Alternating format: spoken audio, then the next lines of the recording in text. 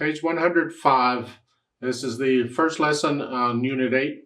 In this lesson, we're talking about 5-7-5 and 5-7-4 chords, which is a lot of gunk here.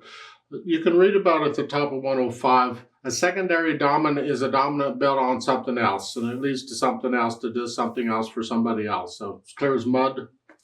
Take a look here first. What's a dominant chord? A dominant chord is a 5 chord. Let's take C major, little C major, and the dominant is G. So we built a G, a 5 chord, and then we add the 7th. It's a 5-7 chord, a dominant 7 chord.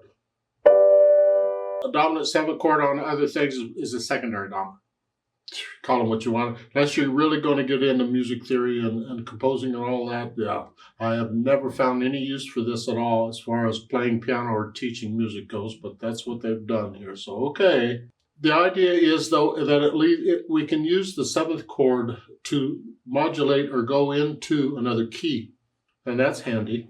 For instance, if I just take a C chord and I add the 7th, remember we're talking minor 7th, just a C7 chord here. Well, there's no B flat in C major, but there is a B flat in F major. So what we're doing is we're just modulating or going into F major. So this leads to the 4 chord.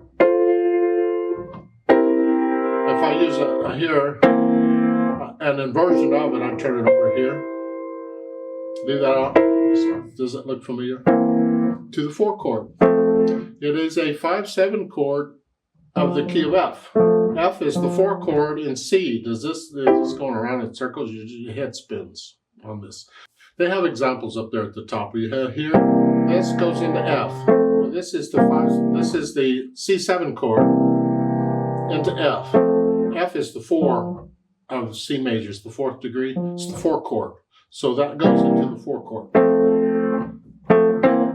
The second one we have here, that is a D7 chord. And that would go into the G chord. It has a C natural in it. Then it goes into the G chord, it's the 4th chord in the key of D. So this is the 5-7 chord of the 4 chord. Does that make sense? This is the 5-7 chord of the 4 chord in C, F, which is the 4 chord in C.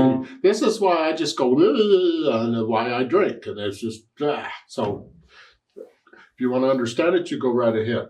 But you need somebody better than me to explain it to you. We have the chord progressions, and they sound good, and this is one of the reasons this works, is because you're borrowing a note from another key to lead into that key.